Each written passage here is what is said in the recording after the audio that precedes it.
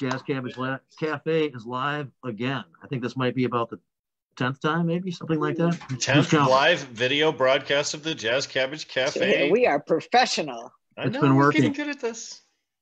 So, so let's jump right in. Today's kind of exciting too, because everybody is at their normal place. But I happen to be in East Tawas at the Botanical Company, and the store just opened again. And people are able to come in under protocol situations. And of course, I'm wearing a mask, and I'm in here with John Schickler, Northeast Michigan Normal and Cannapalooza Worldwide, and with Tracy Utley from the same, holding down the fort up in Northeast Michigan. Where's Tracy? I don't see Tracy. Oh, I'm sorry. Let me see her. There she is. Hey, girl. Yes.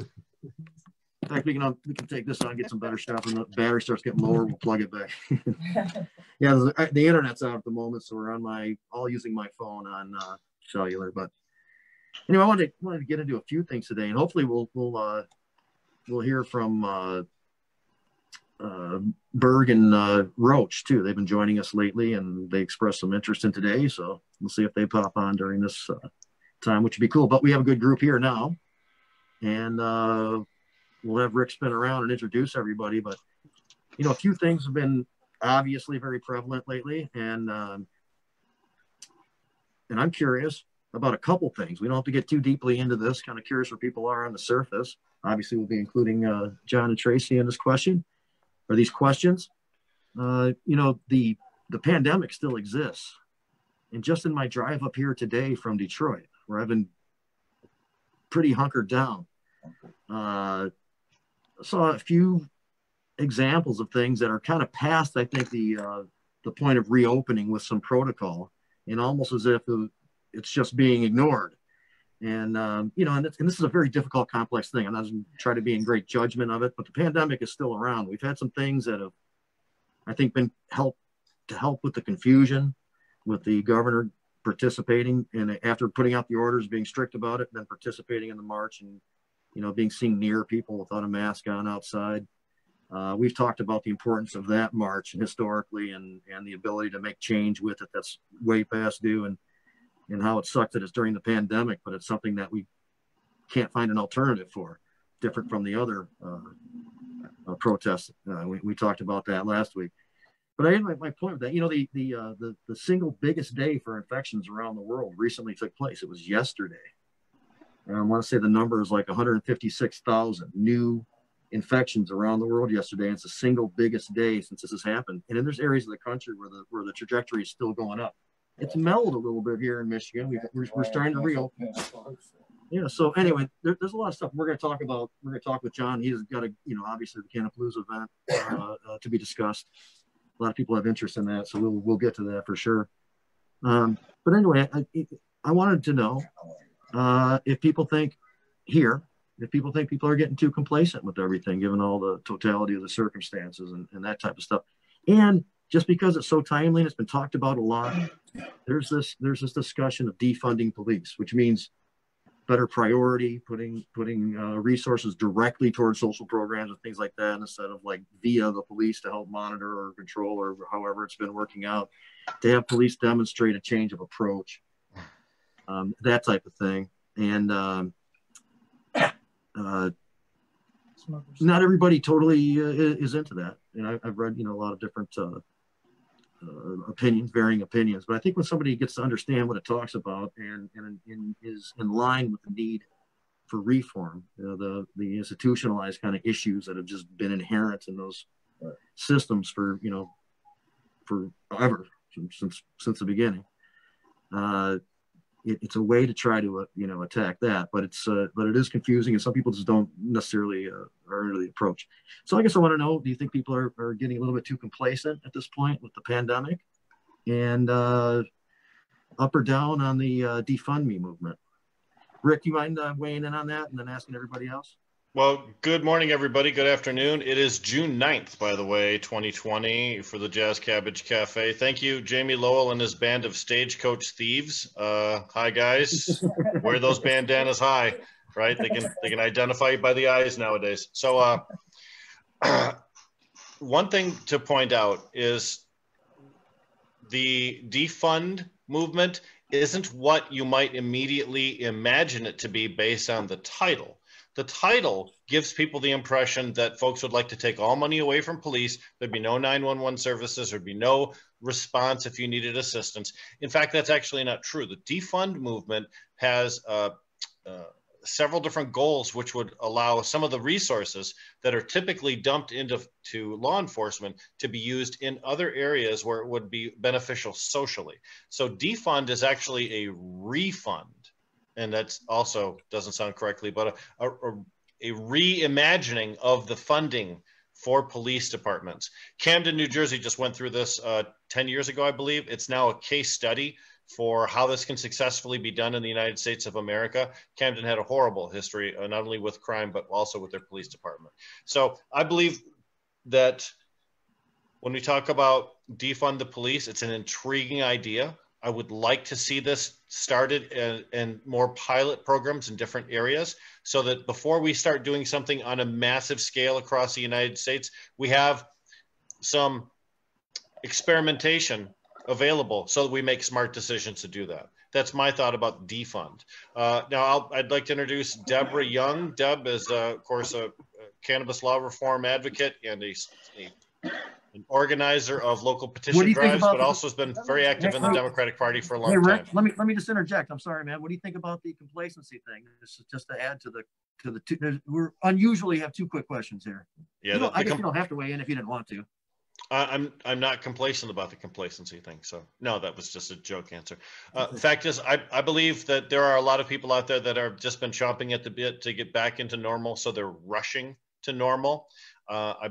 So I believe that there are some people that are going too fast. However, in society, there's always going to be people that do it right, people that do it really wrong, and people that do it overly correct. So that's just the big spectrum of folks. I went to the gas station today and two guys in there didn't have masks on. Everybody else did. That's going to become common. So Deb, are we moving at the right pace? Are we going too fast? And what's your opinion about defund the cops? Well, defund, I agree with you. We obviously can't defund all police services, but when police departments had enough extra scratch to buy tanks and complete riot gear and multiple crazy, militarized weaponry, then they obviously have way too much money. So yeah, we have to defund those parts of law enforcement because obviously you have to have 911 services and things like that. But we have to really look at this and we have to really chop at their budgets. And we've been advocating that for years.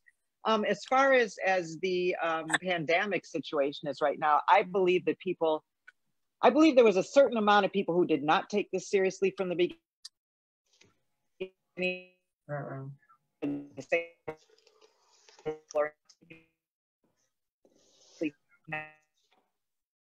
Eased up a little too quickly.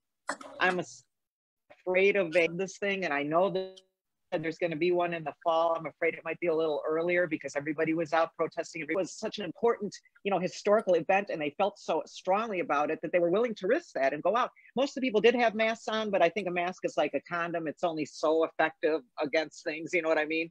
So it's like safer breathing. There's no such thing as safe anymore. It's maybe safer. So yeah, I think we moved a little too quickly. I hope that we don't pay the price for it. I'm still staying at home as much as possible, only going out, for something that I absolutely have to do and basically in mask and things like that. So yeah, defund these cops. They don't need all that money. You could probably slash their budgets in half and they could probably perform the services that were needed. The money should be put into education, into mental health services, and there's all kinds of programs that money could go for. I'm now envisioning a whole line of face masks sponsored by Trojan Company. I just think they'd sell like hotcakes. Jim Salame, entertainer, home of medicine, decriminalized nature, Ann Arbor. Lots of philanthropy in your history. Talk about the two questions here: defund police, as well as are we being too complacent? Are we rushing back to normal too fast? Are we rushing back to normal too fast? Hi, everybody. It's good to see everyone. I wasn't here last week, so I'm really glad to be back. So, but are we defunding the police? Or, I'm sorry, are we moving too fast? I think in some respects we are. I mean, it really depends on the city and the area. Really, I've seen it pretty lax around my town here in Salame. And I don't know, it's like part of, I think it's just what this town is all about. So you go to other places and people are a little bit more serious. Downtown Ann Arbor yesterday was completely packed up and down Main Street. All the stores, not the stores, but rather the restaurants were pretty packed with people. I was pretty surprised by it, actually. I myself am not that comfortable because of some health issues to just go out and sit among them. But those people might be a lot healthier in that respect. And so everybody's different in how they're going to approach this. I think that it's going to go as it does, and you really can't stop people from doing what they want to do. When it comes to, defunding the police, I really think that that's something that we got to be really careful of the words we throw out. And it's a political football, because now the Republicans are saying the Democrats want to take all the money away from the police, and it's getting people in an uproar, and it's getting people scared. And it's not, I think we have to go slower about it. I don't know enough about, what funding the police departments actually receive to speak on it all that intelligently. But I'll say that I know that we need to reform, like, the strangleholds and being able to sue them because the immunity things that they have, I think, in place. But again, I don't know enough to speak on it. But these are some of the things I think reforming in that way would be. So. Yep. Thank you, Jim. You're welcome. Very wise words. I think Derek Gauci, you are a family man. You got a couple of kids floating around, got a small business, photography. You're absolutely affected on many different levels by the situation we've had, COVID here. Are we rushing back too fast? And then also as a person, sort of in a younger scope, what do you think about defunding the police or at least changing the way we fund police? Definitely been known to leave a few floaters from time to time. So, no, like that. How is that related? I don't understand.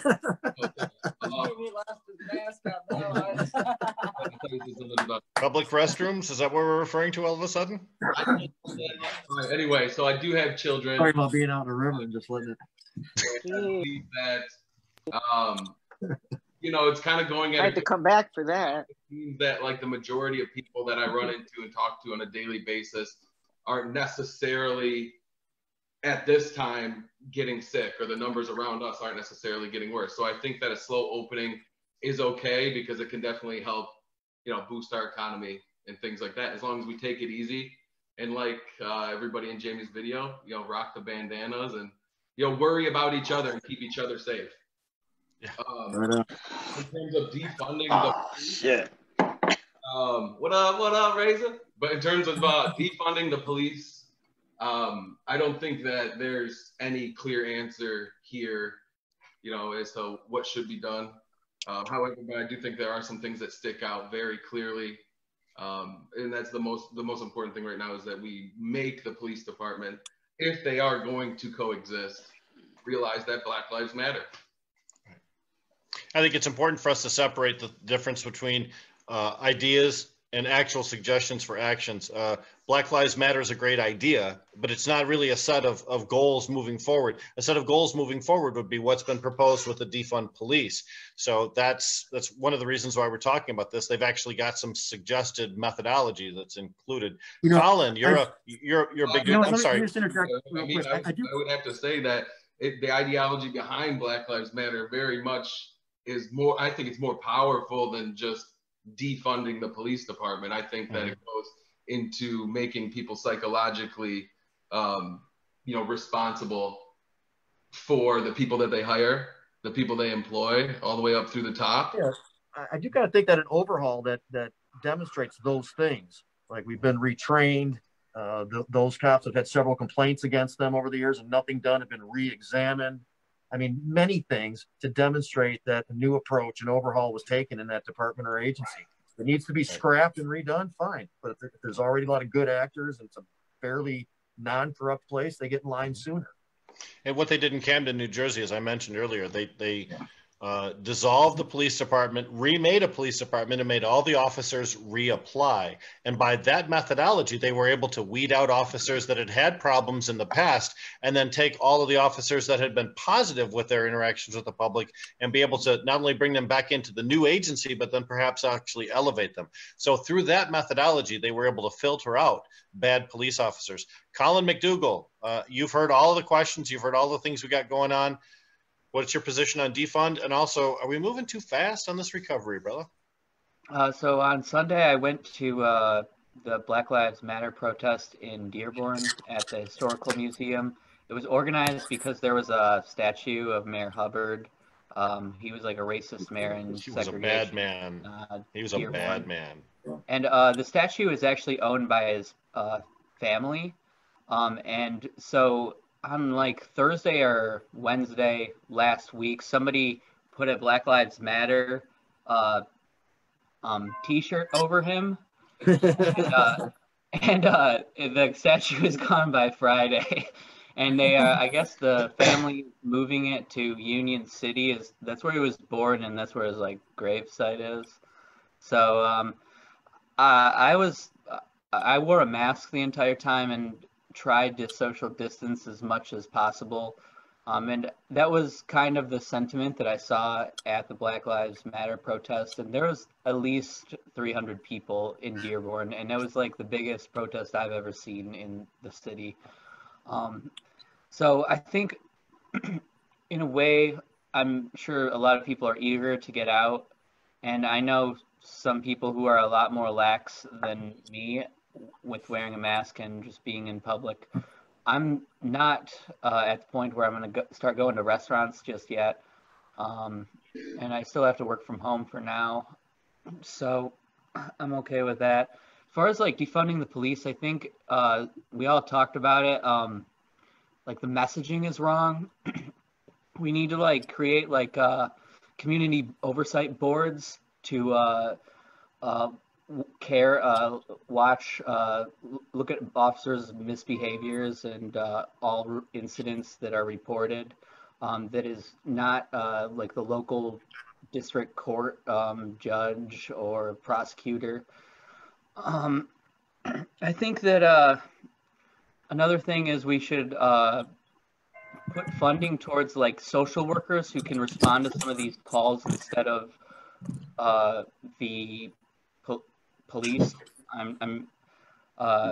You know, there's way better ways of managing people, especially, you know, like cannabis people. We get antsy and we don't want to talk to the police because a lot of people have had negative incidents with them, and especially in the African American communities. And so I think that in Michigan, they were talking at the rally that said that there were in Southeast Michigan, there is technically like a police station within every like 10 square miles, because there's like there's over 200 different municipalities in like Southeast Michigan, and they all have their own police forces, and there's different county police forces. And it's just really amazing to think.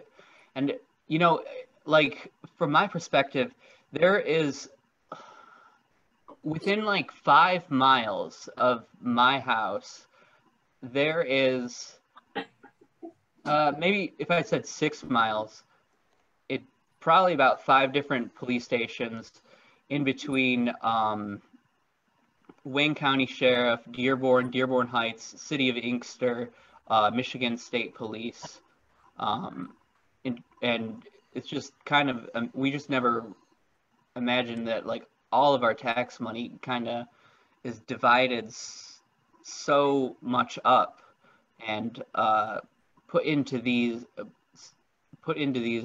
different municipalities, police stations. So I think that maybe there should be some way, at least in Southeast Michigan, where all these different separate municipal police stations kind of become like one in a way, or just consolidate them a lot better. Colin, we've seen in some of the smaller communities agreements made between different cities where they'll share fire services, they'll share police services, where one agency will actually police 3 or 4 different local municipalities, and those officers just have to be familiar with the different rules that there are in each one of those communities. That's sort of what you're suggesting, right? That we consolidate the police, and not to eliminate them completely, but just to consolidate the services. Let's go to 420. All right, we didn't get to all of our guests, but let's take the 420 break.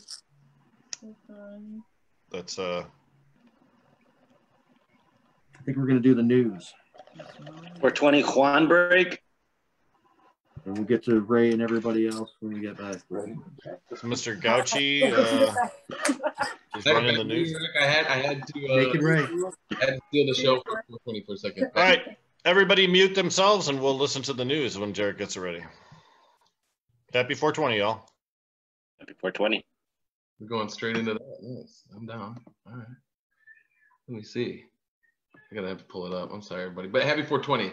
I didn't want to interrupt you, Rick, but I did want to interrupt you. Let me try. Oh, that's what she said. Who's reflecting or bouncing? All right, here it comes. The Cannabis News by Rick Thompson. It's loading. You guys can see that.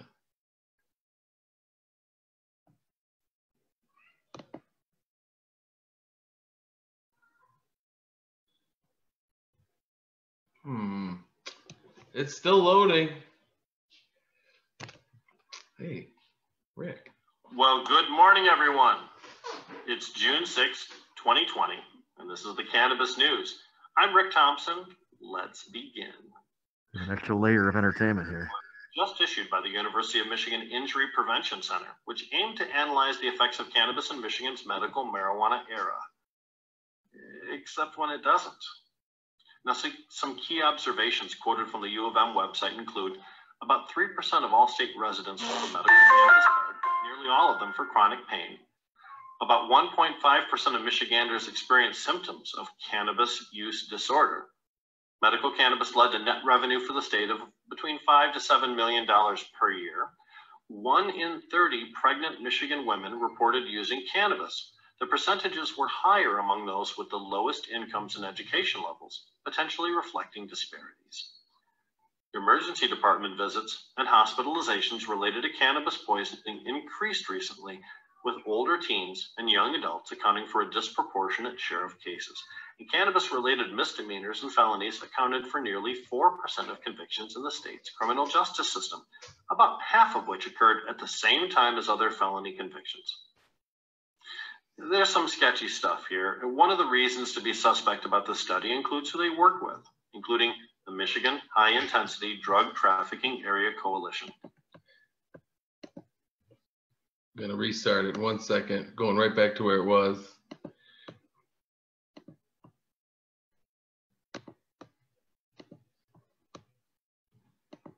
When scientists work with biased groups, biased results occur. This bias can be seen in the reporting of the results and the methodology itself. For example, again, quoting from the U of M website, 1 in 9 Michiganders reported using cannabis at least once in the last month, a percentage that increased 60% over a 14-year period. You see, they stretched back beyond the medical cannabis era to generate this statistic.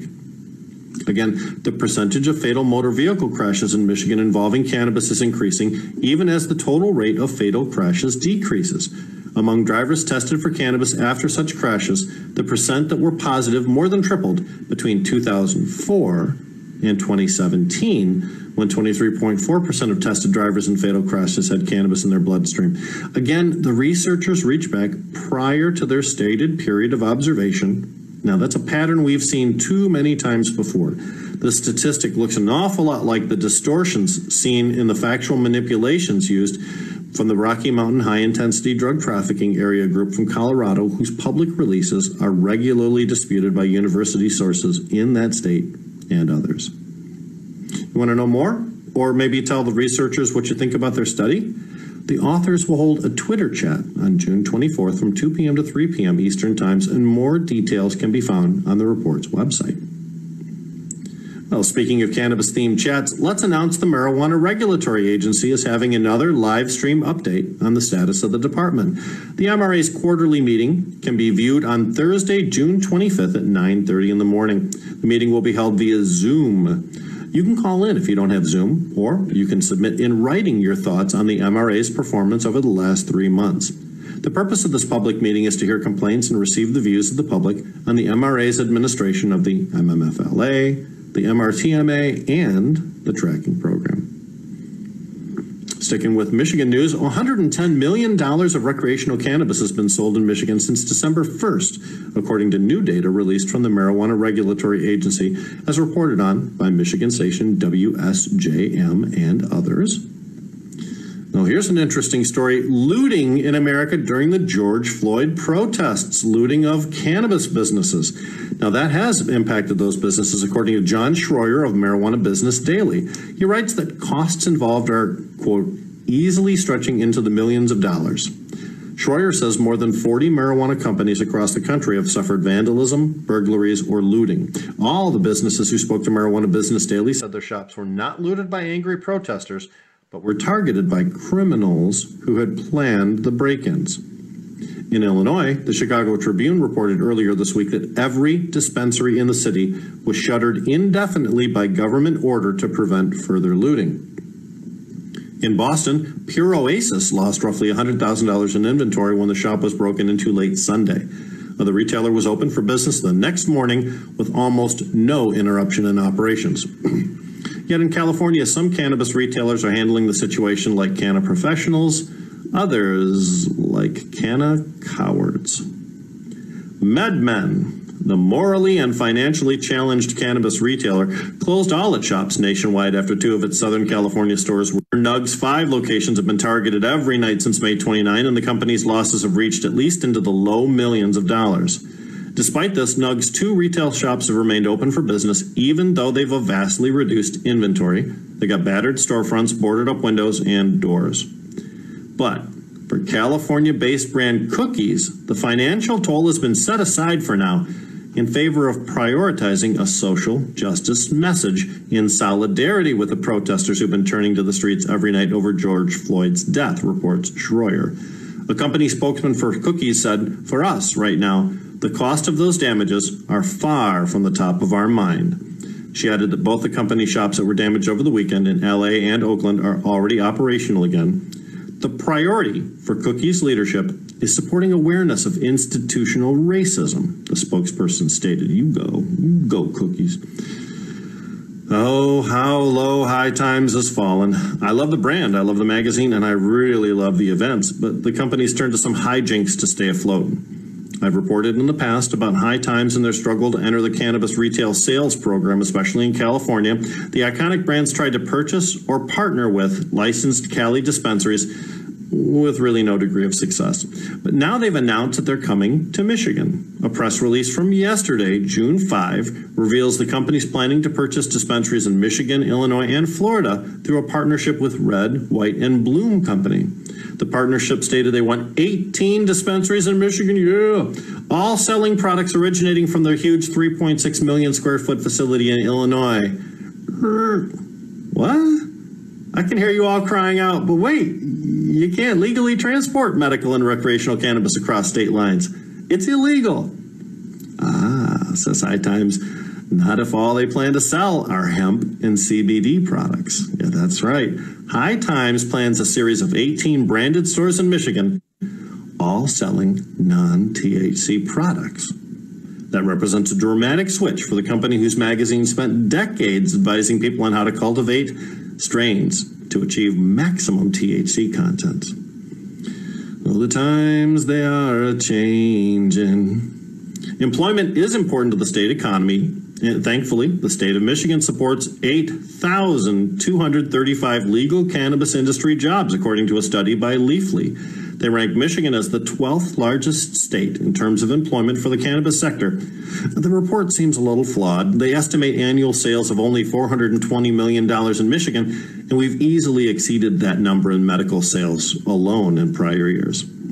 Nationwide, the $10.7 billion legal cannabis industry supports the equivalent of 243,700 full-time jobs, and industry employment is increasing at a rate of 15% per year in the United States. That's awesome. Oh, final story for today. SpaceX just launched 2 people into orbit from American soil for the first time in years.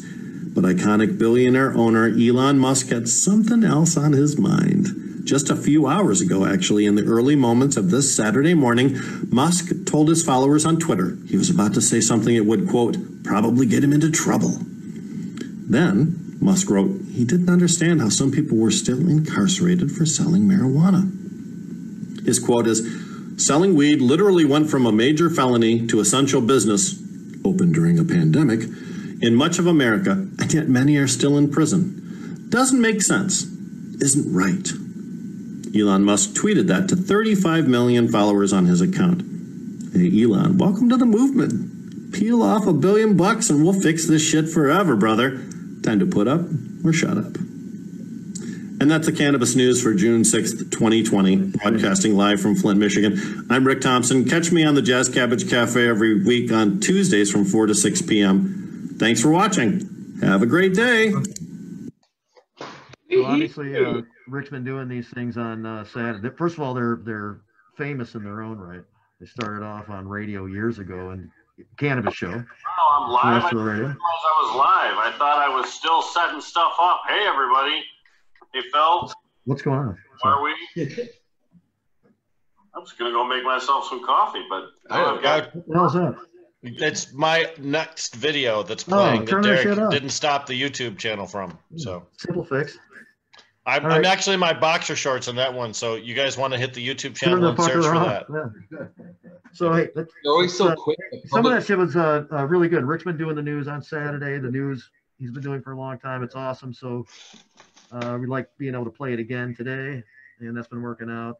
When it can be figured out, which I did not do last week, but we're back on track now. And it's all good. Super proud about that story about the cannabis dispensaries in different states and how they responded to looting situations. Intriguing to see how corporate entities can behave in different ways. And so we still got a couple people to check in on our questions. We've been joined by Roche since then, and in relation to part of your news today, we did talk about the story of Berner and the cookies and their response to the property damage, and Roche had a few points of view on that. Maybe we'll talk about that a little bit more since he's around, but get back on track. Well, Razor Ray Reyes has joined us live too, and Razor's been watching the show now for a couple of minutes, so he's familiar with the questions we've been asking all of our attendees today, and they really are we going too fast on this reopening? Is it more dangerous to reopen as quickly as we are? Secondarily, what's your feeling about defund the police with the understanding that it doesn't necessarily mean take away all money from the police, it's more of a refund or a rework of the police idea? Well, I think it's a good idea to be moving some of that money that has been grossly benefiting the police force and allowing them to do so much just power tripping, and allow that money to go to some other programs that would benefit the actual people. I think that's one. Now, your first question was, I kind of like with that short-term memory. It's are we going too fast on the restart of the economy? Are people not going to behave in ways that are going to keep them safe from a reissuing of the virus? You know what? I feel like people are kind of I'm really on the fence about that one, man. There's some people that are just like, yeah, let's keep socially separated still.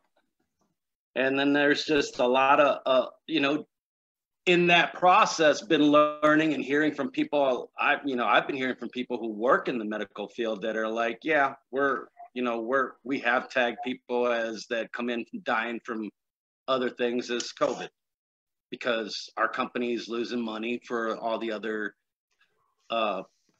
procedures they have to give up. So, this is kind of a way for them to set up, the balance. But it's also an obvious movement of giving people a sense of fear through numbers. So, and keeping that in mind, and I'm not just hearing this from some YouTube video or somebody that was just online. I'm talking to a friend who works in the industry. So keeping that in mind, and also keeping in mind that people that do have a legitimate fear, because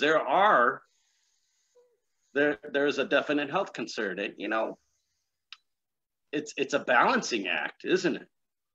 And it's a first time ever balancing act, Ray. Yeah. I mean, you can't fault decision makers for maybe being overly cautious, because at that point they didn't know what the hell they were dealing with. Exactly. So I'm just going to say, let's just put the tip in, Rick. You know what I'm saying? Just put the tip in.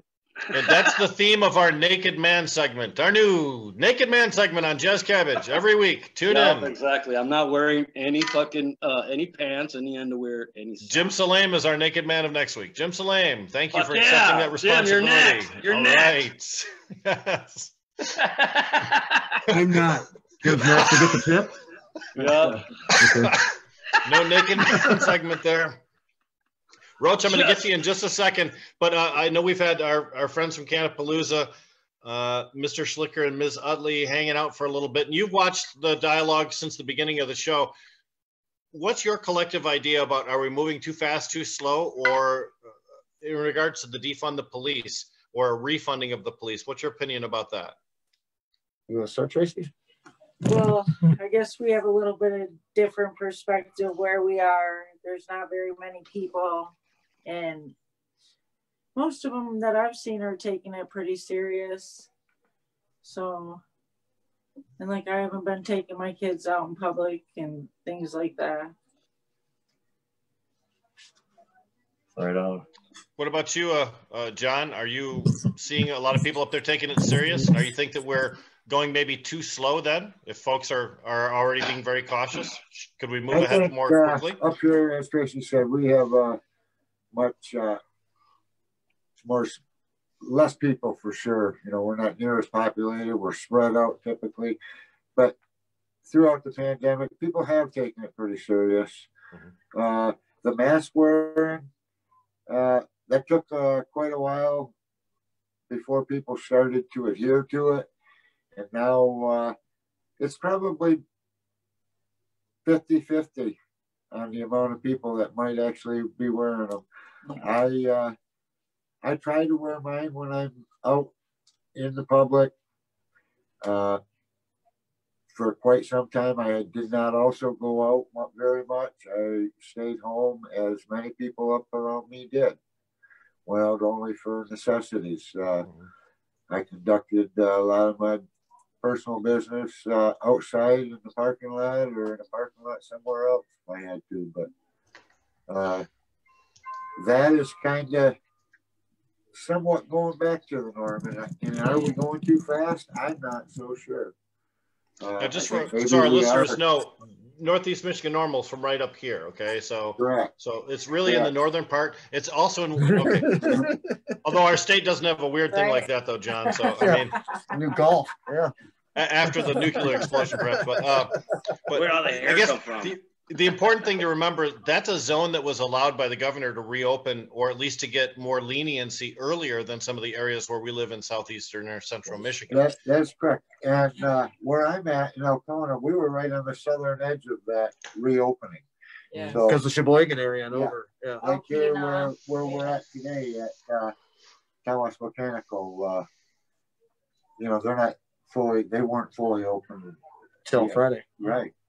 Yep. So are we doing it too fast? To answer that, I don't know. There's been so many unknowns throughout this whole damn virus that I've tried to remain cautious. It was the toughest decision I could do to make cancel Cannapalooza, Yeah. And now I think it was a good decision because there's still too many. Hey, you know what? Let's get into that a little bit in a minute. Let's hear from Roach and let's get back to John and find out the more details about that. So, Roach, you've been listening to the dialogue here. You know what we're dealing with. We're talking about two different questions. Are we reopening too fast? And also the question of defunding the police. There's just been two recent articles, two recent stories. First of all, Brazil's going through a horrible situation right now where they are making mass graves. And secondly, the questions arise whether China knew that this was a potential pandemic a lot earlier in the situation, and did this arise actually at the end of 2019? Detroit suffered horribly at the hands of this particular virus. And if one of these actors on a world stage knew earlier than they told us about, it absolutely cost local lives. So when it comes to it, are we moving too quickly or too slowly on this reopening? And defund the police. Let me know what you got. Yeah, I'll answer the COVID question first. And I kind of agree that there was, at least, if there wasn't knowledge, it was still happening late in 2019. Because I know a few people that were, you know, ridiculously sick, you know, including myself. And do I feel that we're moving too fast? Not necessarily, because I think it's been around a lot longer. I think the herd immunity is starting to take effect. So I would say, you know, if you're comfortable with it, then do it. You know, I'm ready to start seeing like toilet paper back in the stores, though. We can get the ball rolling on that. I don't know who's on the button, but that'd be great. What about defund? It's a complex issue. We talked about it a little earlier before you joined, but it doesn't necessarily mean suck all the cash away from the cops, but it is, you know, a broad-ranging program. And if you remember, I had brought this very question up myself, and I was like, maybe I'm a little bit ahead of where we're at right now, but, you know, I guess here we are now. And, you know, having time to have thought about it, I think that I would like to see, you know, in the perfect world, like social workers out there on the police force, you know, just how they have a SWAT team to go in and get heavily armed assailants under control.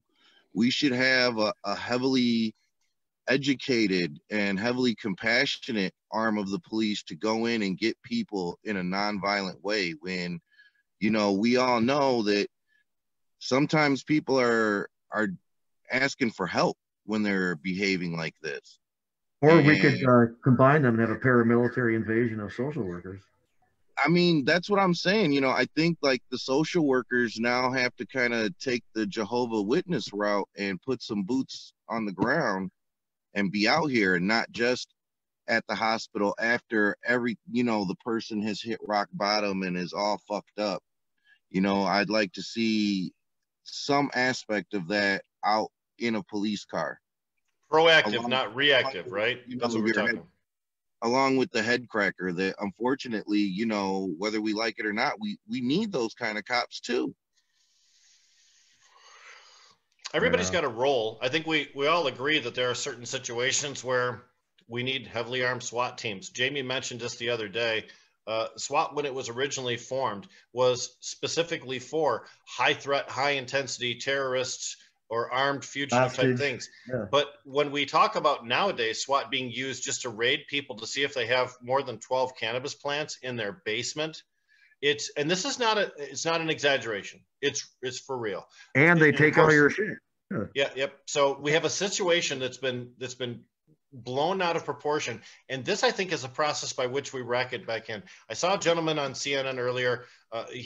He summarized an African-American historian. He says, and I took a look at the riots from 1919, and then I took a look at the riots from 1936, and I took at the riots from 1939, and then I look at the Watts riots, and I looked at the Detroit riots. He said, and every single time they said the same thing afterwards. They had the same list of grievances, the same list of reasonable requests to be accomplished after those riots. And they were the same list every time because it never got accomplished. So at some point you have to say the old methodology doesn't work, and what's going on right now in the streets is the new methodology. And God, I hope it works. You know, I think people need to realize that the purpose of a lot of legislation, especially cannabis legislation early on, was not to keep the peace, but in fact to subjugate people of color. And at its very base and core, that's the purpose that it served and continues to serve. Continues, right? So if we're going to really, you know, make a change, we have to completely dismantle all of that. And the way the police, you know, especially in the inner city, are trained is the same way I would imagine slave hunters and overseers were trained, you know, back in the day. There's really no difference. They serve the same purpose. I watched John Oliver doing a segment. I hope everybody just thought gets of a that. minute to watch it. Yep, it's about 35 minutes long. He did the entire show on police, and he showed one of the trainers of this guy, and he said, "You are a predator. You are the apex predator on the street, and you have to look at every one of those people as if they're a potential prey to you. If they do something wrong, you have to be willing to take their life, and if you're not willing to take their life, you can't be a police officer." And my jaw just dropped out. And he says this guy does like 150 events a year around the country, all across the nation, spreading that concept, that mindset that we are the apex and everyone else is beneath us. You know, and it also showed a cop who was saying that if they defund him to be able to be involved in that very program, that they're just going to defy that and go ahead and do it anyway. Yeah. So that's where it's at. So when I use the example of Camden, New Jersey, when they completely dissolved the police force, rebuilt the police force, and made everybody reapply, they were able to weed guys like that out because of whatever criteria they use for hiring. Maybe that's what we need to do. Maybe that's the methodology that we need to do as far as starting from ground up. Yeah, for sure. And I think, you know, there has to be like community oversight, you know, and not just like some person who comes to the hood and makes appearances and does photo ops. It should probably be like jury duty, you know, where if you're part of this neighborhood, you know, at some point in your life, a few times you're going to have to sit in and watch what the police have done and say if it was appropriate or not, or if this is what you want your community to be policed like. Third-party accountability with some teeth, part of this new structure. I like that idea a lot. Hey, so, you know, I cut John off before he actually got to answer his question on defund police. And then we're going to get more into the Cannapalooza scenario and the details on that. Let's check in with John for a second and let him answer the question. They're muted up, John. Jamie. Right. All right. Well, thank you. Yeah, defunding. I like the refund idea better. It is very misleading by the definition, because we do need the cops. Up here again, it's not like it is in the down, you know, lower part of the state. It's almost like we need two sets of laws. So I like the concept of, I think Rick, somebody mentioned experimenting with this defunding or refunding, you know.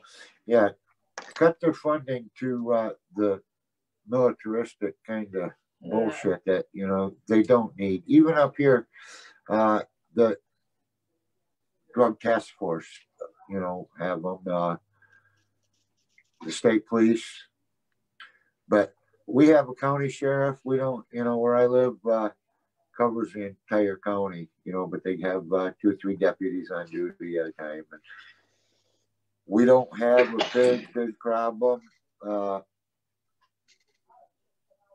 related to the Black Lives Matter. The population is really small. I support Black Lives Matter, and there's been a couple of peaceful protests take place up around here, and I'm very proud of that. Yeah. Well, that makes sense, man. Let's get in on Cannapalooza. I held off a couple times to talk about it because I really want to just go through the whole thing here. It was very tough this winter and spring, you know, wanting to try to start planning the event. Looking forward to a real good time. And then COVID, you know, I started seeing that it was coming. I knew it was coming to Michigan, just a matter of time, and then it did, you know.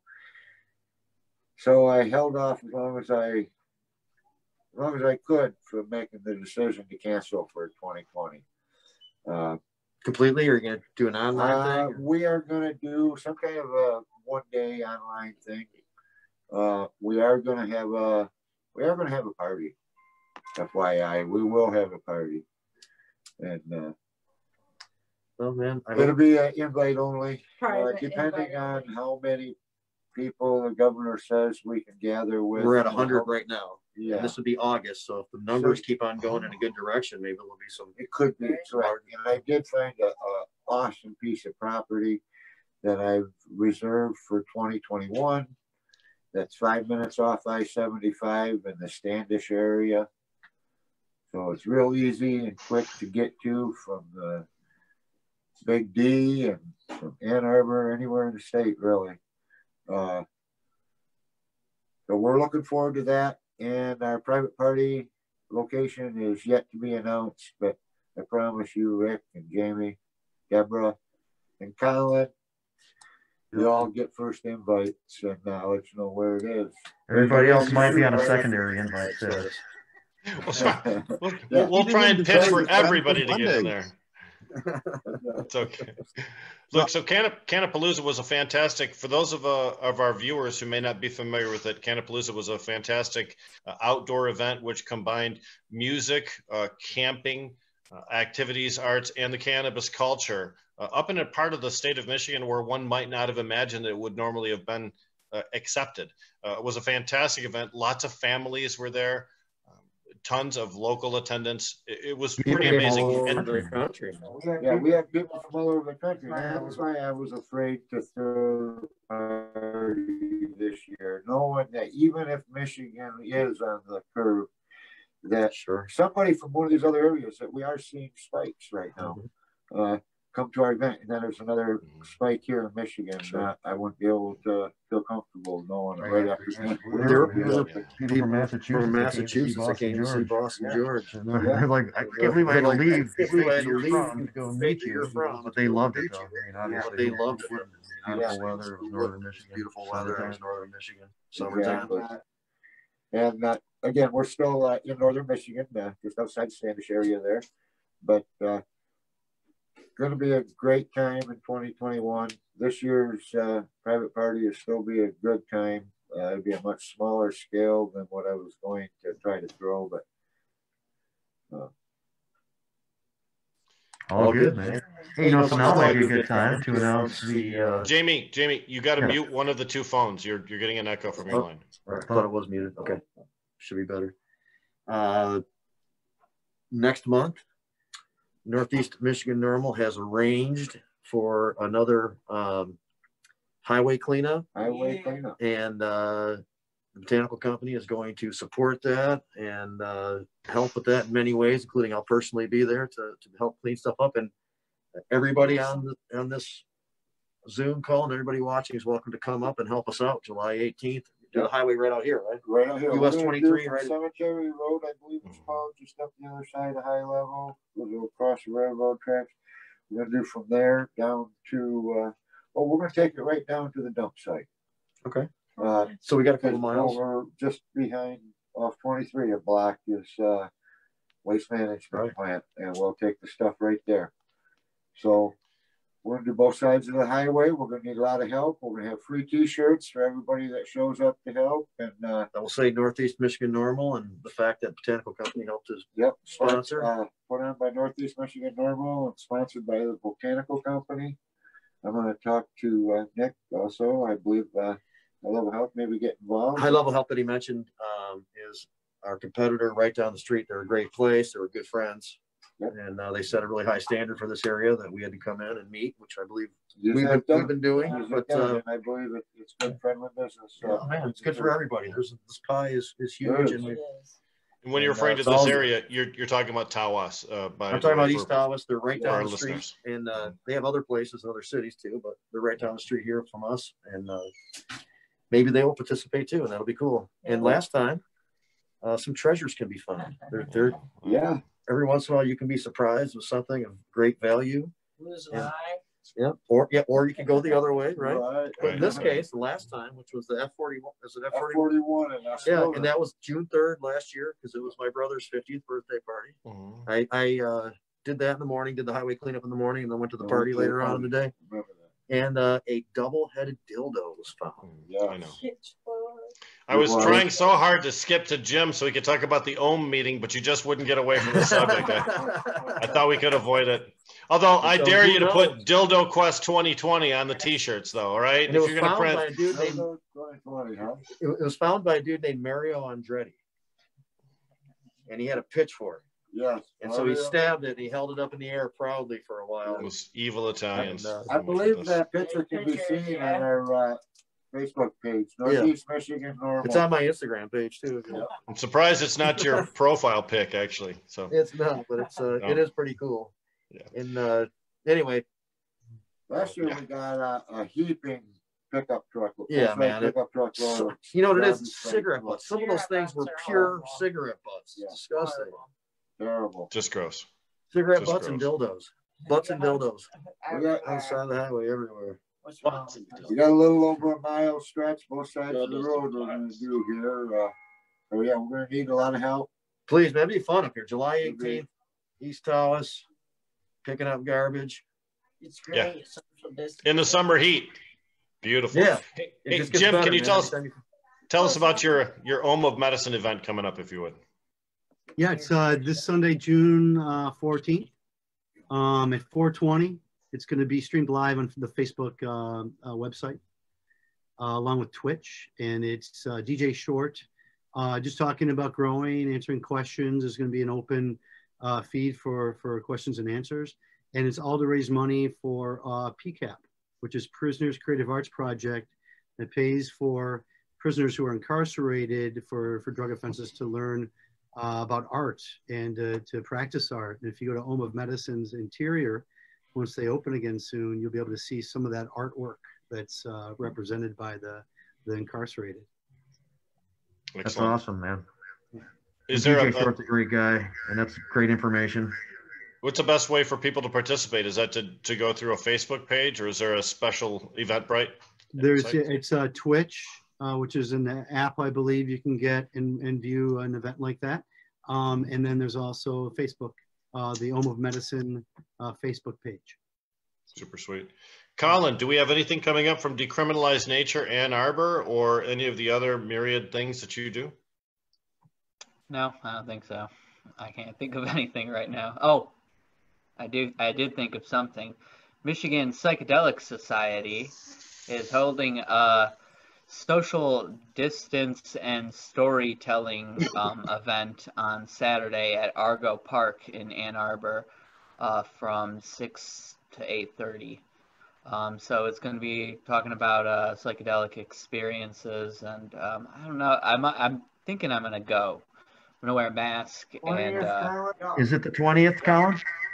On that half. Oh yeah, it's not this Saturday. It's like it's on the 20th. Yeah. Whoever said that.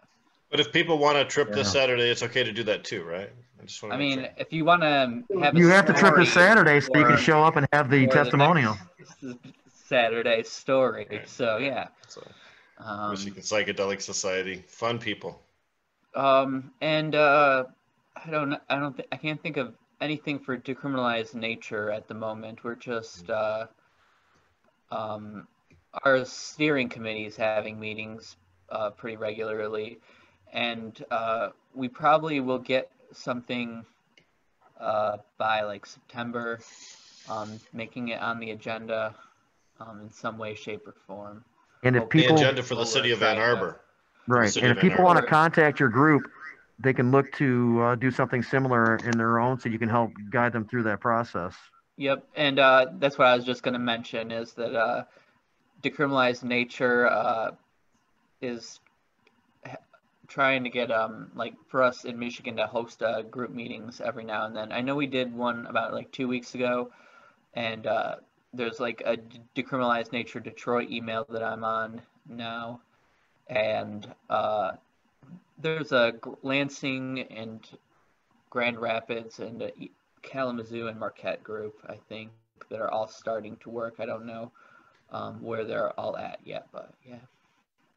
I'll add a couple things in too. You heard on the news segment that we ran, June 25th, the Marijuana Regulatory Agency is holding their quarterly review via Zoom. You're able to submit information ahead of time or via your live participation in that. That's June 25.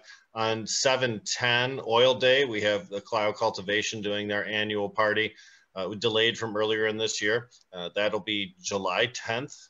Clio Cultivation is right in Clio. You can easily find them on Facebook. They have a medical tent specifically for patients only, so they're not participating in recreational use.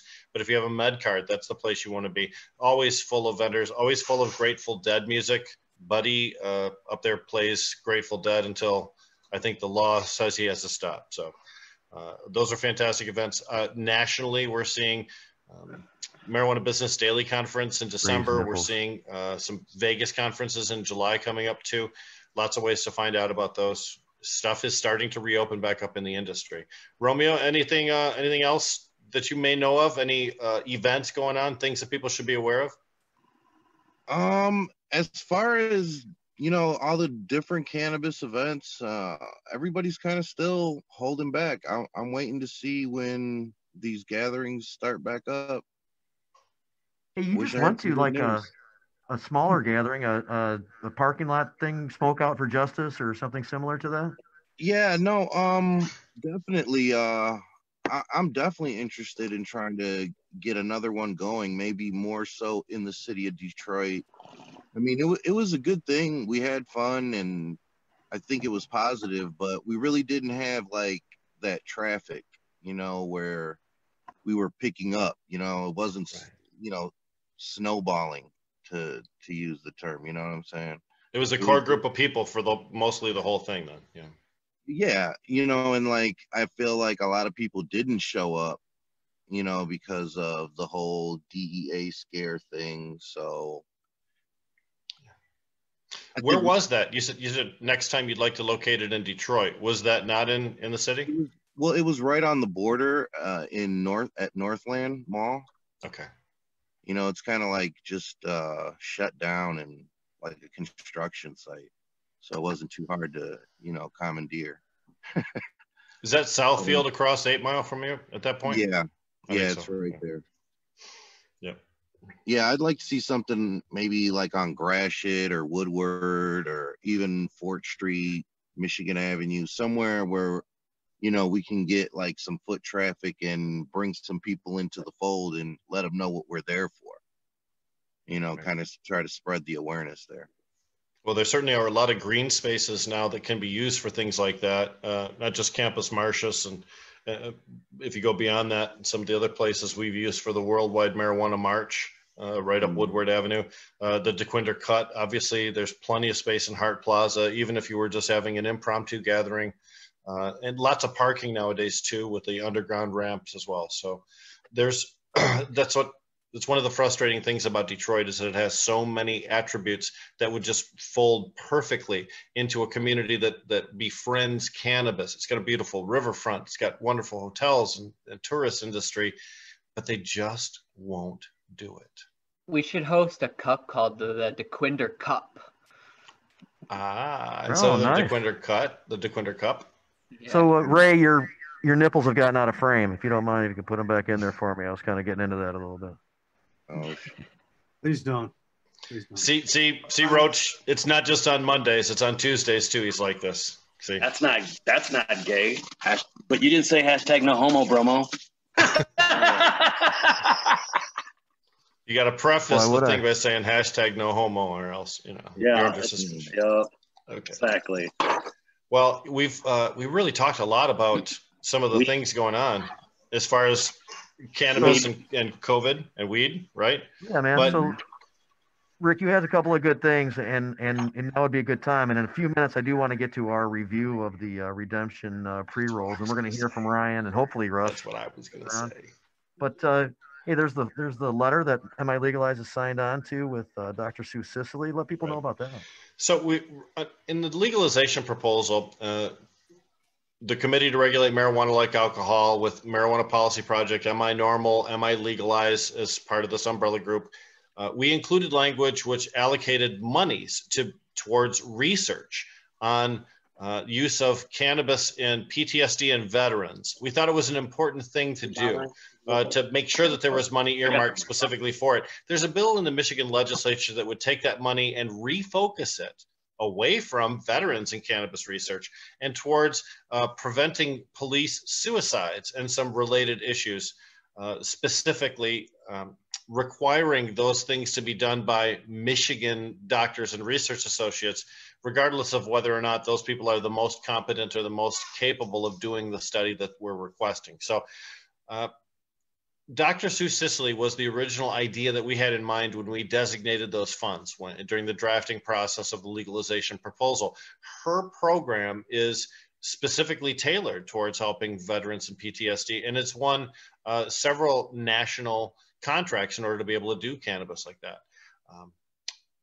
In order to send a message to the governor and the legislature that we do not want that bill to succeed, that we'd like the money to stay where we intended it to go in the first place. Michigan Normal and Michigan Legalize have signed on to a letter from Dr. Sicily directed at the governor stating that this is the research she does and this is where those funds should remain.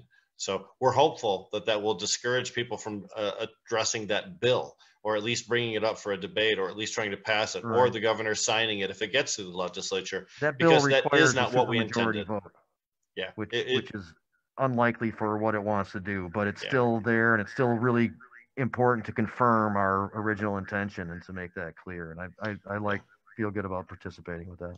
Yep, and when it comes down to it, there's been a lot of ways in which our original intention in the language of the legalization proposal hasn't necessarily been honored the way we intended it to. Social equity screams as one of the examples. Stacking of licenses is another one as well. But when it comes down to it, this is one we might be able to have influence over. When we might be able to point at it and say, hey, this is an overreach of the legislature and we don't like it. And we're the ones that got the people to sign those petitions in the first place. That's why there's such a high standard to change when you have a voter-directed initiative, because the legislature is fickle. They change their mind all the time. And unless they have a real strong reason to do so, they should not be allowed to just alter our law willy-nilly. So, and I worked willy-nilly into the dialogue, so I get extra style points today for the broadcast. That'll be included in my description. Willy-nilly. And a thumbs up from Colin. Okay. Jamie Lowell looks like he's in a dentist's office. If you take a look at that still shot, doesn't it look like there's, you know, now he really looks like not really. It looks kind of like a kitchenette or something. He looks like an evil hygienist. He's like, man. Open your mouth and take my instruments. There's like a coffee machine and a toaster and a microwave. Break room shit. Yeah. So it's like. So we are going to dental hygienist, I think. I just got some word, and it looks like we are going to hear from Russ in a few minutes, and then shortly thereafter we will hear from Ryan. So that'll be cool.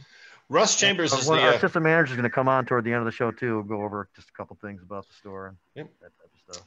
Russ Chambers is the principal at the botanical company. He's a businessman who's been involved in this issue for a while now, associated with Jamie, associated with Ryan, some really good names, about to expand their footprint several places across the state. He's really dealt with a lot of things that many of us just have talked about or have read about, including some of the licensing process and some of the details are necessary in order to be able to be successful here in the state of Michigan. So I am biased toward him because he is a great dude, and I've got an excellent situation going on, in part because of him. But his story, and there's a few others around the state of those who knew to put together a team of people that can cover all the necessary components to be involved in this industry. And part of that is not only having resources and understanding big business and those important things, but also the nature of the plant, how we got to where we are, how it generally works, what's gone on the last decade or so since this activity's been in place. And many people who are in a position to invest don't have that information, and they like to make that part of their approach. So they bring people on who can cover that ground, and I'm fortunate to be part of one of these companies. And Russ is a great example of one of those people who decided to learn more about what he was getting into. And some people come in and they view cannabis as a widget, and they're going to apply their regular business, established industry type approach to this, and they make bad decisions as a result. So Russ is an example. Yeah. Go ahead, Jamie. Doing it the right way. Go ahead. Sorry. Well, Jim, Jamie, myself, Ryan Basore, we're all people that have got a lot of experience with the operation of business during the unregulated market and the things that it took in order to remain open, and how you had to deal with a city in particular ways, and how you had to deal with your competitors in different ways and your suppliers in another. Now that it's in a regulated market, it is a different skill set. I think there were a lot of people that had aspirations of going from the unregulated market and being able to successfully license in the regulated market. Home of Medicine with Jim, Third Coast Compassion with Jamie. Very few people were able to actually pull it off. You guys were able to, but it's a different mindset. And the things that we learned over the last 10 years have to be, in some instances, completely relearned. It is, but you know, in this new world, maintaining a lot of the relationships from the previous days of those who move into the commercial thing and have positioned themselves to be able to do that. Okay, I'll check it out. But one of those guys, obviously, we talked about Ryan already with Redemption, and we're going to get to this review that I've been talking about. In fact, here's a box of the packaging, and he's got a whole line of products. This is just one of the pre-roll 5-joint, full eighth, in individual container product that he has that we reviewed today that we're going to talk about. But if you notice, the flower came from Driven Grow. That's Drew Driver, and he's one of the originals too. He started Michigan Association of Compassion Centers with Rick and myself and Ryan, and Mark and Ohm were in on that early on too, before forming the Ann Arbor Cannabis Guild. And that's staying in touch and working with people who we've been with for a decade or more. Here's another example of that. And it's really cool that this product is great. And I'll start the review, I guess, right now. This product is great. I love the way it's packaged. These individual joints are like in these like aluminum cylinders with a cork on the top, really classy. Could be reused, obviously, if you want to. Great gift. And just tastes great. And I did hold off all day until I tried it for the first time. And I got a really nice effect from it. So great effect. Tastes great, good people, and some of the proceeds go to help people. In this case, people who have been caught up in the criminal justice system via cannabis. And Ryan has designated 10% of the proceeds to go to help people. Jamie, and there's a slight echo on your phone. Is there a second audio source in the room there? Yeah, I'm sure there is. Thank you. The other one actually works better. What? The other phone. Okay. On the audio. Right. No. I don't know. Jamie's got some weird Pokemon creature on his mask. I'm trying to figure it out. No, I forgot. I did that quickly so I could try to figure out remember what I was saying, so I could continue speaking about it. I'm sure it was all Pokemon. Good. Pokemon. It had nothing to do with Pokemon. What the hell was I saying? Oh, how good this is. Oh yeah. So anyway, I did hold off all day long. I tried it this afternoon. There's other stuff to try. And in fact, the diamonds. There's all types of great concentrates and stuff in this line of products. The diamonds are going to be reviewed on Planet Green Trees Thursday night, 8 o'clock. So look out for that and tune into that. Planet Green Trees TV, live on Facebook and YouTube and all that stuff too. May I give you It would be great to get Roche and Berg on this because that's their gig. There's some beautiful diamonds that Jim's putting up onto the screen there. Looks so From good. Redemption. Those are the very things that will be reviewed. Perfect. Good job, man. Jim, delicious. We'll get to the other people. We'll get to Tracy and John, who also tried out the joints. But what's your quick review on the diamonds, Jim? The diamonds are delicious. They're very high. I got in THC. This particular one is Agent Orange, and it came in at 72.8%. I've also tried garlic juice, which is a pre-roll, and I've had a great experience with this as well. So nice. And all proceeds, the best thing about the other thing was, there's this excellent retail store in Grand Rapids area called Farmhouse, PHARM, Farmhouse. Chris Silva, who helped us out as manager for the first round of the MI Legalize initiative campaign, is heavily involved there. And he kind of came up with the idea, and it's one of the stores that Ryan has his products. We are one of the select stores that is lucky to have it. And he decided he was going to extend a further discount to those who've had misdemeanors and felonies with cannabis on this product line. And then he went to the whole store. We are currently here at Botanical Company doing it on the product line. So if you had issues more directly in terms of getting a Sorry, just getting a what the hell is going on here?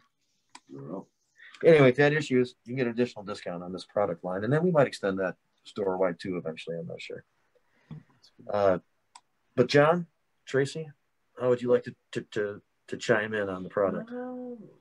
Very good product. Very good. I purchased about a month ago one of those vape cartridges, and it too was very good. And this is gooberry. We independently have it here as well. And I when I tasted it, I'm like, oh yeah, this is good. I've had this before. Yeah.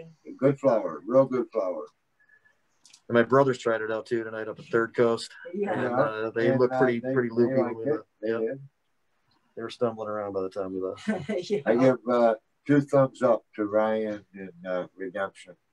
Very good product. Thumbs up to the Botanical Company and the I believe it's Ohm, and then the store you just mentioned. Farmhouse. Farmhouse. Priscilla. And then there's Gage, which it's a big company, but they started off by helping Ryan out with the grant that launched things, and they are pretty hip. And a lot of big companies have a bad reputation, but these guys are aware. They approached Ryan on it. They knew who he was, his struggles, and they hooked him up. So any place that does that's okay with me. And they're in their own stores too. We've seen Ryan's story evolve over the years from, being raided with National Guard equipment. We talk about the militarization of the police. Mr. Ryan Basore has firsthand experience about helicopters circling over his place and guys with bulletproof vests coming in with their automatic weapons, as if he was, some kind of a gigantic meth lab. So that was rough. He's a great guy. Yeah, he is. Yep. So many echoes of what we see right now. Some of the stories that we hear from the streets now are so reminiscent of our experiences here in the cannabis industry. I'm not ever trying to draw a parallel between what African-American citizens have to deal with every single day and what a cannabis smoker has to deal with every single day. They're two completely different experiences. But when we see the militarization of the police, we can point to examples of those things all along the timeline. And oftentimes, they use the justification of the drug war to punish, legitimate cannabis licensed growers. Remember early on, Jamie, when they would say, we can't check the database, so we didn't know if you were a licensed medical grower, so we had to raid you anyway. Remember that? Yep. Because we would argue you don't know that that's not a legal user before you and then those arguments failed over time for us. Now we're a little bit better, but it wasn't like the laws passed and everything was cool, as we all know. Well, the cannabis industry certainly proved that the law-making bodies and the judicial bodies may not be in our favor. We had 19 rulings that went against us in the Court of Appeals in Michigan sequentially. 19 in a row, they smacked down cannabis lawsuits against patients and caregivers. So they really supported the status quo, even after we had voted to have medical marijuana brought up. So we see that even when we use legal methods, the traditional ways of resolving law reform doesn't always work. It doesn't. All true. You know what? Maybe while we're waiting for Russ to come on, I did kind of want to touch on here, Ryan's here. Let's just bring Ryan on. And we'll get back to other stuff. Yeah, I just wanted to say something real quick, though, Rick. They are two totally different things. The experience of being African-American or black or brown, whatever, and being a cannabis user. But the way that cannabis users are treated has its roots, its beginning in the racism pointed towards people of color here in America. The whole law was predicated on suppression of, I think you said it the best the other day, African Americans, brown people, and progressive whites. So that's who these laws were intended to smack down. And everything that came from that source is tainted by that cause. Exactly. Hey man, turn that off. We have been joined by the man we were just talking about, right? Founder of the Redemption line of quality products, who was just on our show. We went through the whole story. Ryan Basore. Hey, Ryan. Hey, how's it going? I'm trying to. Hey guys, I'm trying to get my camera. Is my camera working? Yes, sir. Okay, so It's telling me it's not. So well, you trimmed your beard from the last time we saw you. That's how well your camera's working. That's almost 3 weeks. Yeah. Well, yeah, man. Time's a trip. Got too hot. So Ryan, we've been talking about your Redemption products. We've had a couple of our panelists here talk about their success with the program and how much they love it. How's the rollout of Redemption going for you? It's going great. As you know, it was a lot of speed bumps with the packaging and trying to beat the Chinese New Year and ordering from a factory from Wuhan, and I had a couple months delay, which was a pretty great learning experience, and got to see how patient my strategic partners, growers and processors and provisioning centers are, which is awesome. It's going great. So we launched with prepackaged flour, 5 packs of 0.7 gram pre-roll 8s, and then 1 gram pre-rolls.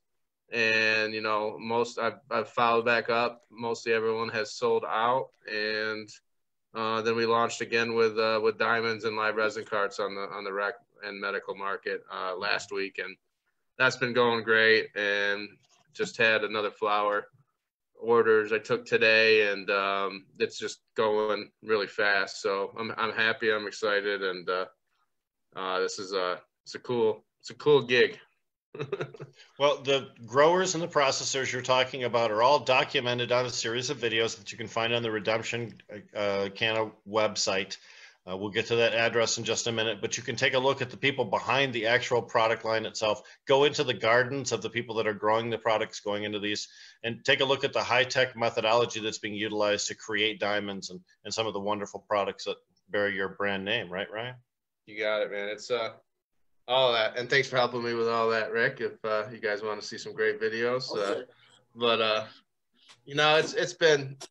it's been really cool.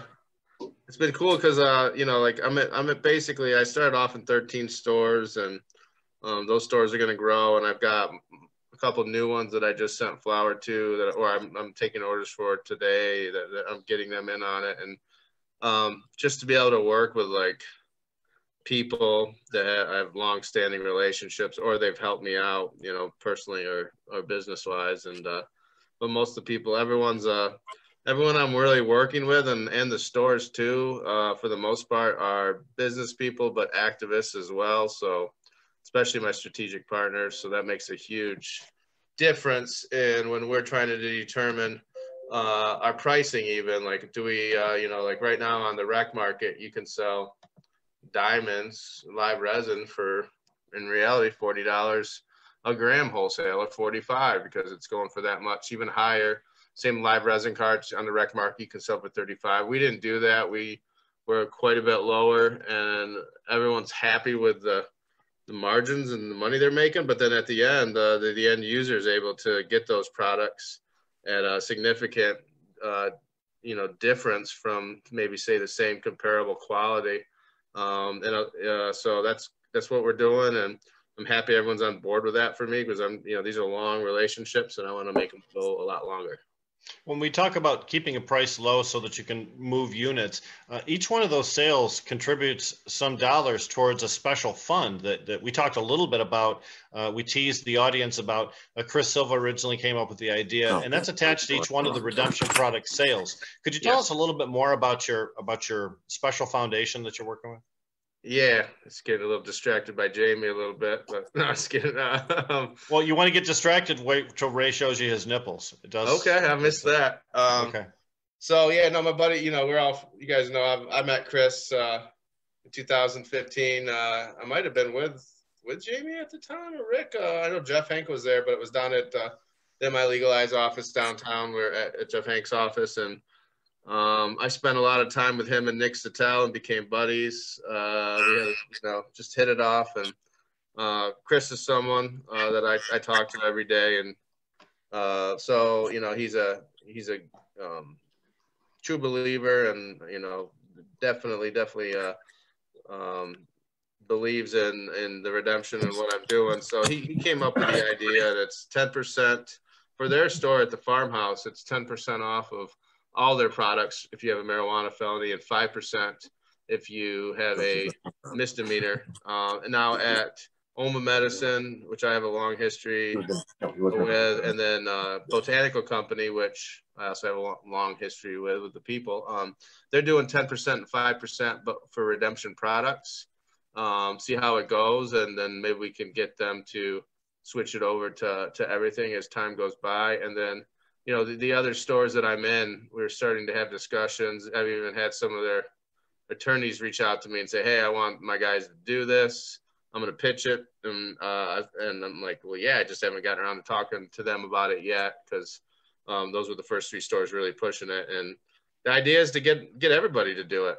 You know, I don't care if Green Peak copies that too, but give everyone 5% off. You know, these are the people that, you know, like that have had adverse. It's super, super concrete. Like, you've had a marijuana misdemeanor or a felony. And if you had a felony, you most likely went through some shit. So, you know, get your discount. It's real. It's not made up. It's not like, it's concrete. And, you know, I just feel like it's, you know, there's no ifs, ands, or buts about it. It's the right thing to do.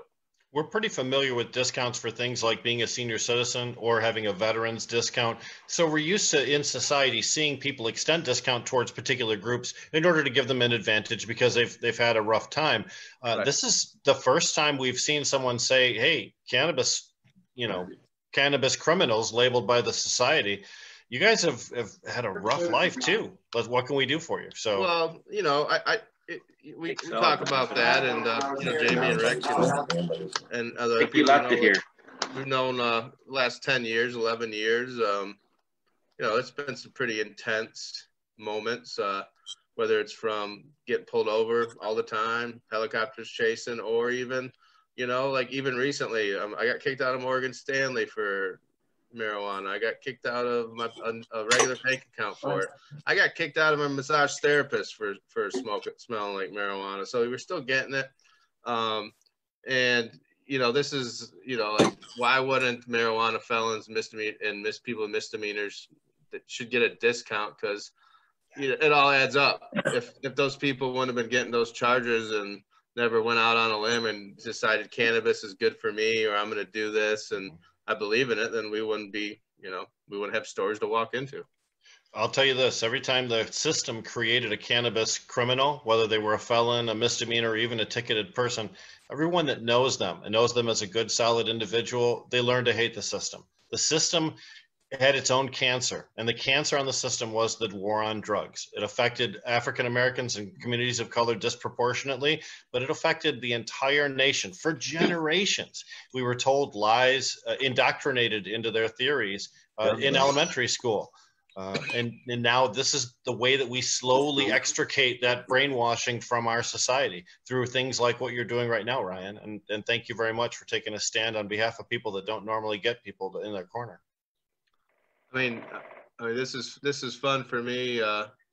I'm excited because I don't have my first month. This is my first month of having revenue with sales equals revenue. So, you know, I've already I'm the first money for the nonprofit is coming rolling in here, and you know, within 2 weeks I'm gonna have I can start that process. So I was just talking to some people about today. I'm real excited. I got a relationship with a testing lab we're going to finalize where they're going to be donating to the nonprofit. So one of my goals is to, you know, just not have the revenue stream of 10% of my revenue go to the nonprofit from Redemption, but multiple streams, maybe, you know, other businesses and other partnerships that are doing something and donating from that as well. So a lot of cool Jamie, stuff. Could you mute that second phone, please, Jamie? Yeah, please. Yeah. We're catching your conversation. So yeah, no, there's some good stuff coming, and you know, I needed to have the business start off before I could start the nonprofits. You know, it's chicken before the egg before the chicken or whatever. But that's coming next, and a lot more products, and a lot of rec products, and just a lot of cool stuff happening. Ryan, a minute ago we were speaking about the militarization of police and the use of power and excessive use of power. We're seeing it on display in the streets of America, but we've also seen it historically in the use of of the enforcement of the drug war. And we talked about your situation specifically. You know exactly what it feels like to have paramilitary forces descend upon you and zap up your stuff. How do you feel when you see this on the television, when you see paramilitary forces in our streets? The exact, opposite of what we always were told the military was allowed to do in their role in American society. Yeah, it was tough because if you remember on mine, I was contacting the state police, telling them, I know you're looking at me. I can see you. Like, don't raid us. Like, walk in, don't steal our stuff. And then we got Granholm at the time signed off on it. And it's controversial. It didn't get to be talked about in court because that's how it works. Because we didn't, anyways, I don't need to get into that. But it was a question if it was legal. But she signed off to have the National Guard, the military, come in and raid us, while they've already know that what we're doing. So, we did have the Black Hawk helicopters and the troops come out of the air and smoke bomb us. But then really the second one that kind of like gets me thinking about it was in 2012 at my house. I was growing. I had a big basement and I was down in the basement and, I'd taken a bunch of edibles. I was relaxed and it was loud down there with the fans. And all of a sudden I hear running through the house. And I'm like, oh shit. And people screaming, the cops screaming. So I come up up my stairs in the basement and they rip open the door and I look down and I've got, 10 red dots on me, just standing there at that point, and I think about that, like what happens if one of these cops that's not trained, you see them make mistakes and, what happens on that. So I think about that actually. That's a good question because it gives me flashbacks of when, I was kind of like, like there was, I don't know, they could have pulled a trigger, but like when you got all those dots on you and you're helpless, what are you going to do? And then then they had me come up and I put my hands behind my back and they laughed at me like, why would you think we're going to arrest you? And they were all nice to me. So it's a trip. Well, those dots you're talking about, for people that don't know, those are laser targeting dots from the barrels of their guns. So when you have 10 dots on you, that's 10 firearms held by 10 nervous and anxious police officers who maybe hopped up on looking down the stairs at me, Yep. In a shadowy environment where perhaps, they might think they see something that they don't. So that's over cannabis. Right. Yeah, all because of cannabis. Jamie, you still have two phones on. No, none muted. That's 2 phones. Yep. I need to double emphasize that statement. Because we did. So Ryan, when it comes to Redemption, you've had to relocate some of your sourcing to American sources, to North American sources as opposed to Asian sources. This is a story we're seeing as a result of COVID all across the industry. Tell us a little bit about how that evolved and what your solution was. Well, we started off with China and obviously, everything that happened. So even though it's still cheaper, obviously, but who knows what's going to happen with the world, with our relationship with China or what happens if there's another virus or you name it, getting through customs. So it just, I'd rather buy from local. I'd rather buy from, I'd rather buy from all from Michigan, of course. I'd rather buy from all from Lansing or wherever I'm doing business. But I went with I'm talking to a really good packaging company that's my rep lives around the corner by chance and already had some cannabis experience. But I'm finding out actually like Illinois and Indiana is like 30 to 40% less than Michigan. So like, I'd like to buy from Michigan. I'm making a final decision, but for the same exact product, for some reason right now, Illinois and Indiana is cheaper. So I might become a Midwestern supplier. Well, the fact is we're moving away from those overseas markets to find more North American sourcing for some of the things we do. Yeah. And whether Michigan would be ideal, but still keeping it here within the nation is really, that's the focus. Yeah. I'm going to pay more, but that's fine. You get, as a business person, you can't have that uncertainty of not knowing if your packaging is going to arrive for months. That kills you. Well, and that's really the trade-off that a lot of people use to justify dealing overseas was the smaller per unit price, even though the uncertainty factor was greater. Now we have just-in-time delivery of parts to our production facilities because no one wants to warehouse anything. And the just-in-time philosophy means you have to have supply available and ready ahead of time. Yeah. So yeah, I'm excited about that. That was a great learning process, and quite a project in the middle of COVID. But you know, it seems a lot more simple now that I've been through it a few times. But it was, you know, when you've never done anything before or done something before, it sometimes throws you some curveballs.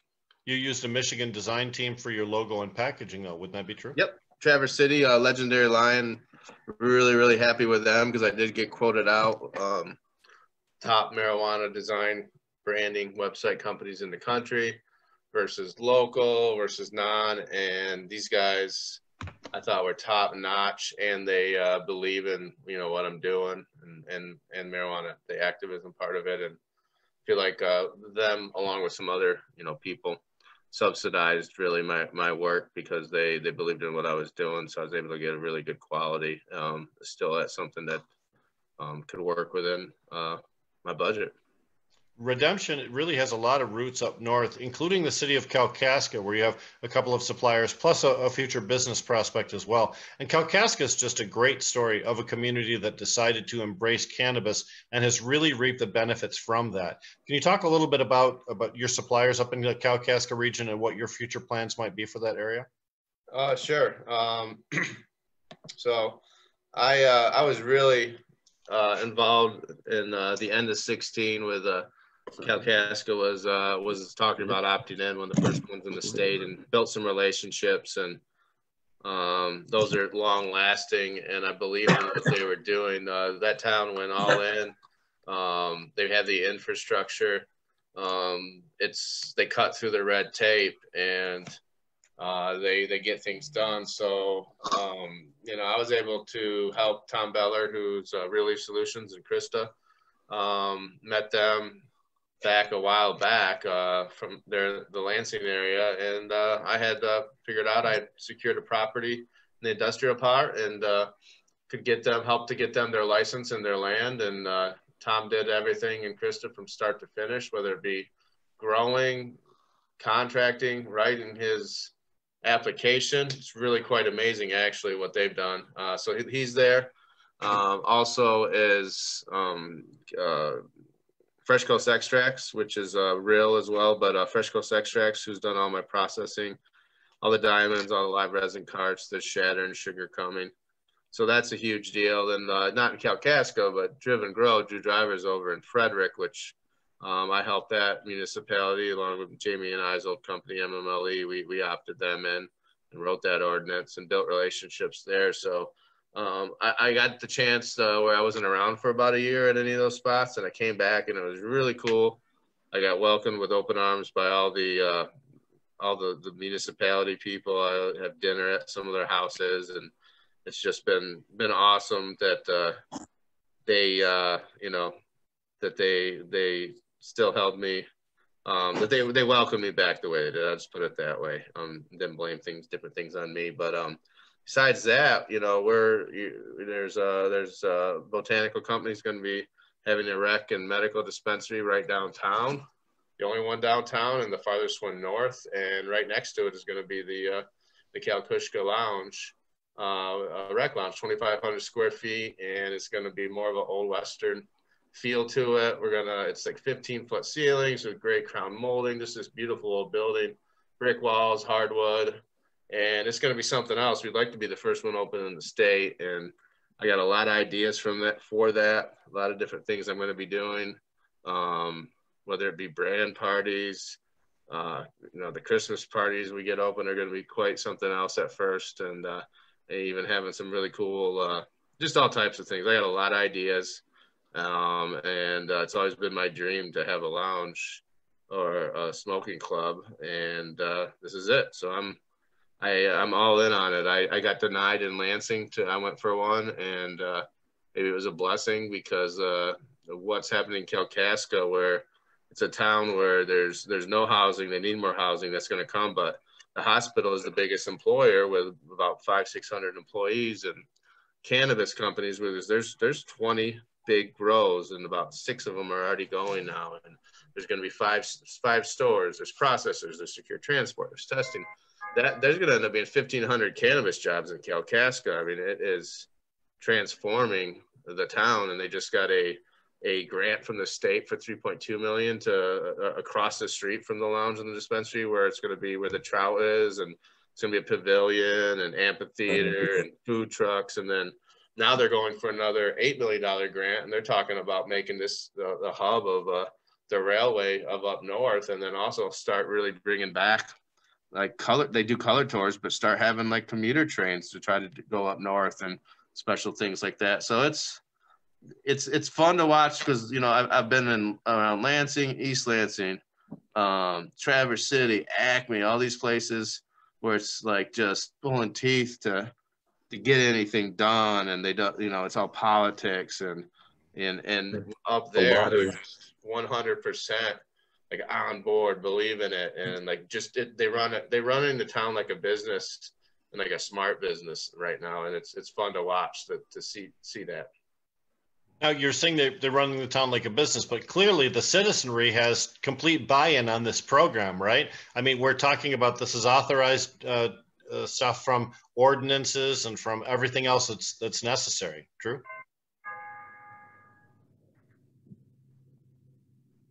Yep, it is. Did Ryan freeze on us? Yeah, he might have, but I can answer that, and that's definitely true. That town is embracing it. They're seeing the positive results, and taking advantage of it, and being the smart, as Ryan was alluding to, being the smart place in the area, and getting this stuff up and moving without the extra politics and stuff like that. Acme and Traverse City did this lottery type system to see who would get the licenses, and that turned into a fiasco for everybody. Mm-hmm. Yeah, there's a lot of strategies when it comes to local communities opening up to cannabis industry. Not all of them are going to be successful. But when you look at Kalkaska, a couple things Ryan said really stand out. They've got one grant already given and another one that they're working on in order to otherwise improve the city too. That's a council that cares. That's a council that's actually working hard to make things better for their community. So what a great pairing that'll be. I actually met these guys a long time ago as well. And a few of them anyway are like these former business leaders, owners, who retired and moved up there and still want to do stuff. And they have like this ability and this mindset, and have had to find something that would really help out the city, some way to generate revenue. And as they're planning for this and coming up with all kinds of big ideas and stuff, this opportunity to get the sharing and from the commercial sales, the tax revenue from the commercial sales sharing in their local area, if they opt in, came along, and it seems like it was a perfect fit to fit along with their growth plans in that area. So it worked out quite well. I think we got Ryan back now.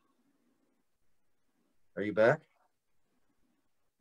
Ryan was back for a moment, but seems to not be available right at the second. Or he's just staring us down. Yeah, that's a pretty cool hand Luke kind of a thing to do right there. So when we talk about redemption, there's the story of Ryan. The story of Ryan is really the story of our industry. Success, smackdown by government, penalty phase, rebirth, resurgence, and then an ability to survive from the unregulated market into the new. His really is. It's quite an amazing thing. I will say too, in Michigan, as we open up and we have an opportunity for more things like gatherings like Cannapalooza, the Michigan Cannabis Business Development conferences that we used to do, when those things become more available, information transfer is a lot easier to do. And Ryan will be doing a lot more speeches and talks about his particular history and how he's turned that into a successful business model. That'll be something that we see across the state a lot more. And I think it's a great representation for our industry. I agree. And also Ryan's been involved in a lot more of the history and a lot more of the details of things getting done over the years too, that we can talk about, as we get more into this conversation and check in on how the product's doing and how he's doing with everything. See, he was live. He was just holding still and pretending. He had us totally fooled. Totally fooled, Ryan. He was just oh, man. Oh, see, now he comes alive. Hey, something's going on with my computer. It's okay. Hey, listen, Ryan, did you have any way for people to get a hold of Redemption, the website, how they can reach you? Somebody's got an extra phone on? Yeah, www.redemptioncanna.com.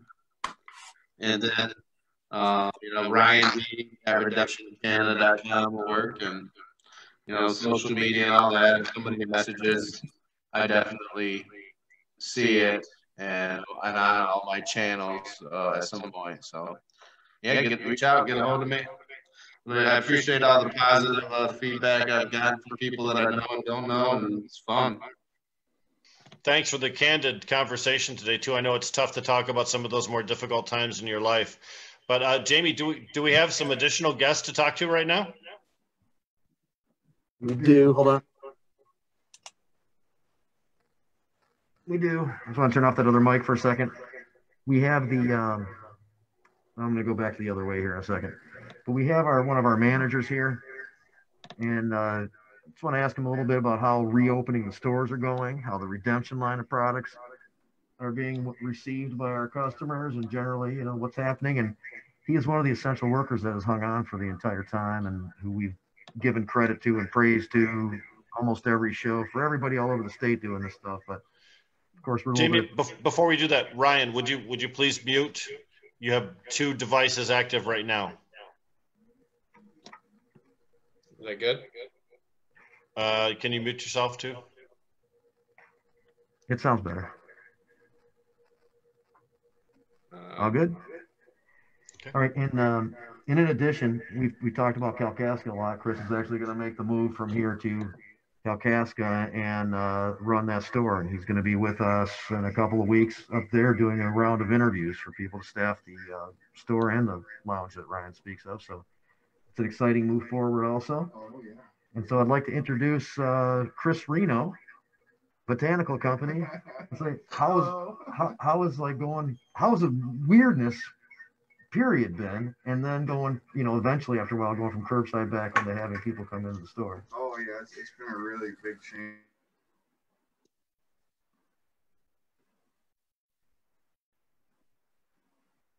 Pretty smooth. We've learned a lot, and just had to figure out a lot of new things and ways to try it. But so far, so good. How's Redemption specifically? We got Ryan on here. We were talking about Redemption line and stuff. Oh like yeah, great product. I love it. We've got a lot of good feedback from all of the customers that have been in and tried the product. I've tried it. I love it. The diamonds are excellent. The pre-rolls are great. All of the pre-rolls that I've tried, they're all great. You can tell that it's good bud going into them, and that they've taken a lot of time to get it right and do it right. Very cool. Yeah, definitely. Diamonds, excellent. If you haven't tried those diamonds, those will be discussed on Planet Green Trees on Thursday night. Yeah, we're going to try them on there and give their thoughts. I'm sure they will be positive. But, people can check that out. Everything's been excellent from Redemption. Just a good product, and I can't wait to see what happens in the future with them. How do I get my diamonds to try on Thursday? I can help out with that, possibly. Make something happen. Possibly. So Steve Miller and Michael Camorn and company will be breaking those out and seeing what they think. So it should be pretty funny also. Along with confirmation that it's a great product. Yeah. That'd be a good show. So anyway, man, Chris, just generally, you're in the industry now. You're kind of committed to it. You're actually going to make a move and that kind of stuff. Oh, yeah. Yeah, it's all in now. Yeah, and it's like this has become an opportunity. This is an area that does not have a whole lot of opportunities. Yeah, no, not at all. And it's great to be a part of it. And, get to see all this moving along like it is, and, everything changing. And I never thought I'd see this day. It is awesome. And it's a blessing. Yeah. Yeah, and you're working Leslie, of course. You have Leslie Cruz back here. Yep. Trish out there right now. Yeah. Beth, I think, and just a great crew, man. It's become a family kind of. Yeah. People care and they're accountable. And they show up. And yeah. It's really cool. No drama. I mean, it's a good crew that we have here. It's a really good place to work, and I really enjoy it. good feedback from our patients and customers and everything. Everybody I talked to is really happy with the stuff. It's, campus product. All good. Yep. All good. Let's stroke ourselves for a couple more minutes here. Maybe we'll get on to something else. But anyway, man. That's a radio term. It's a radio term. It's not what you might think it means. You can't see anything under the table. Well, where's Reyes Ray? We have our naked man of the day. He's laying on his back, apparently. There he is.